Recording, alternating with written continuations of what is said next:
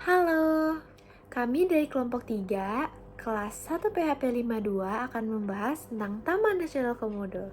Saya Albert Gotlander dengan NIM 192200151. Nama saya Daniel Samudra dengan NIM 192200152. Saya Angelina Tania Jua dengan NIM 192200155. Saya Jessica Syafrian dengan NIM 1920156. Saya Karen Christine dengan NIM 192200159. Nama saya Rizka Aulia Sabila Butar-Butar dengan NIM 19220184. Saya Vivian Lor, NIM 192200190. Sebelum masuk ke 5A komponen destinasi wisata yang terdapat di Taman Nasional Komodo, kita harus tahu dulu nih, Taman Nasional Komodo merupakan salah satu taman nasional tertua di Indonesia yang berdiri pada tanggal 6 Maret 1980 di Nusa Tenggara Timur. Tujuan utama didirikannya yaitu untuk melestarikan satwa biawak komodo bersama alam sekitarnya.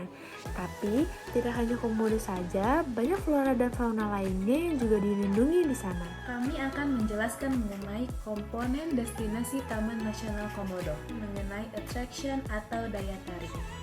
Attraction atau daya tarik adalah sesuatu yang memiliki keunikan dan daya tarik sendiri untuk menarik dan mendatangkan wisatawan berkunjung ke suatu destinasi wisata. Daya tarik yang ditawarkan di Taman Nasional Komodo yaitu: pertama, kita bisa melihat komodo dari jarak dekat karena salah satu tujuan pengunjung datang ke Taman Nasional Komodo yaitu untuk bisa menyaksikan komodo secara langsung, yang dimana hewan tersebut hanya terdapat di NTT saja. Yang kedua, kita bisa melakukan aktivitas snorkeling. Taman Nasional Komodo menjadi salah satu yang memiliki surga bawah laut yang kaya akan keindahan alamnya di dunia. Yang ketiga, kita dapat melihat berbagai jenis fauna, baik itu di darat, udara, maupun di air. Di darat terdapat rusa, kerbau, kuda, 12 spesies ular, dan 9 spesies kadal. Di air terdapat 1000 spesies ikan, 10 jenis lumba-lumba, dan 7 spesies ikan paus. Dan di udara terdapat 40 jenis burung. Selanjutnya, melakukan aktivitas mendaki.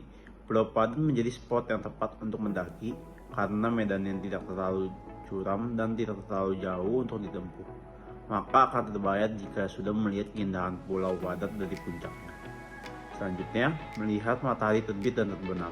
Wisatawan dapat melihat langsung matahari terbit dan terbenam dengan mendaki di waktu yang mendekati sunset dan sunrise. Atau akomodasi merupakan tempat yang disediakan untuk memenuhi kebutuhan wisatawan.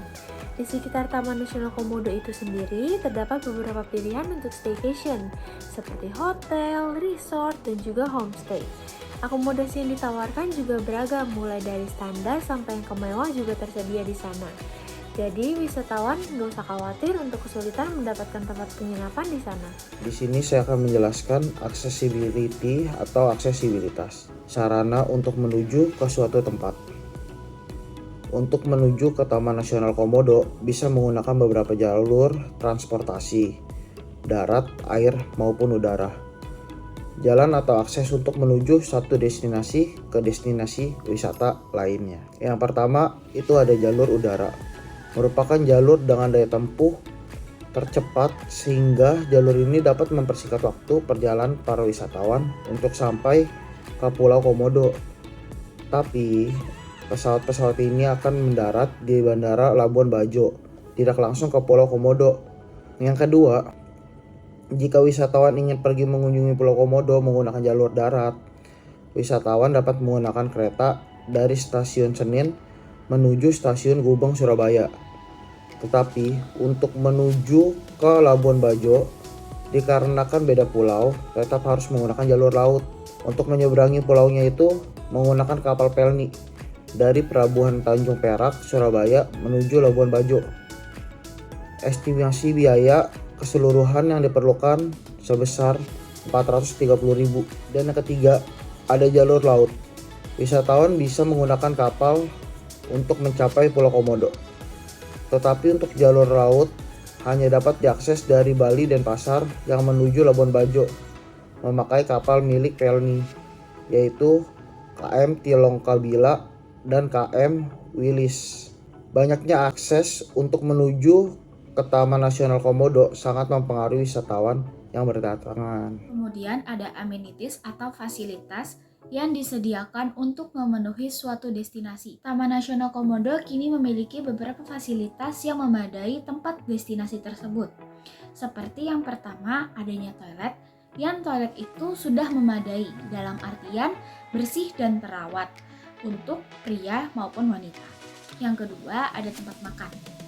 Di sekitaran Taman Nasional Komodo kini sudah ada berbagai kafe-kafe serta restoran yang dimana menyajikan banyak sekali menu makanan dan minuman dengan pemandangan yang sangat indah seperti Cafe Escape Bajo. Selanjutnya ada area parkir.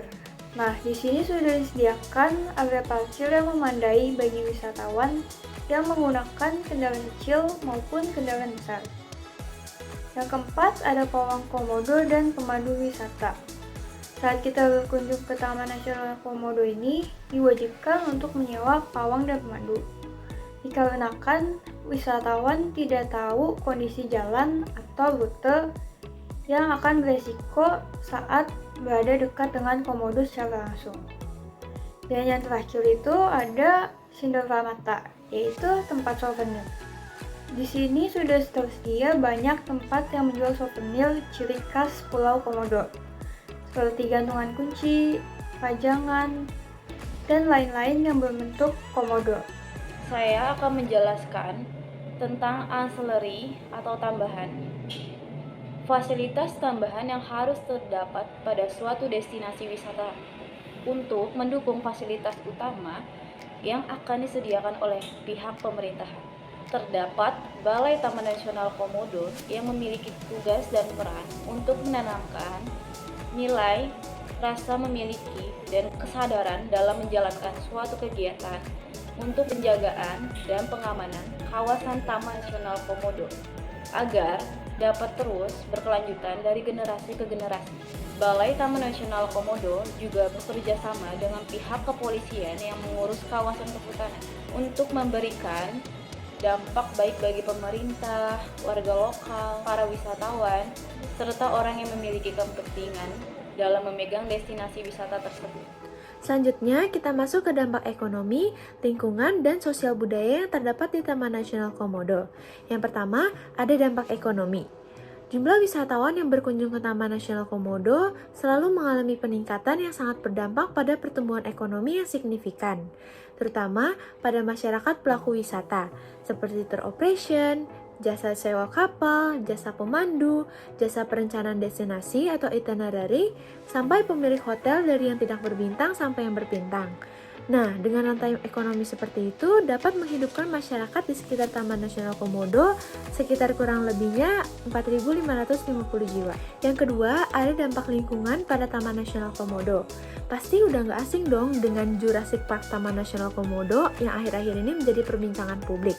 Karena dianggap akan merusak habitat asli komodo serta menyingkirkan penduduk setempat hanya demi kepentingan investasi. Pulau Habitat Komodo ini akan disulap besar-besaran oleh pemerintah dan investor swasta yang mengeklaim akan tetap memprioritaskan aspek ekologi berkelanjutan bagi spesies komodo dan juga bagi penduduk sekitar.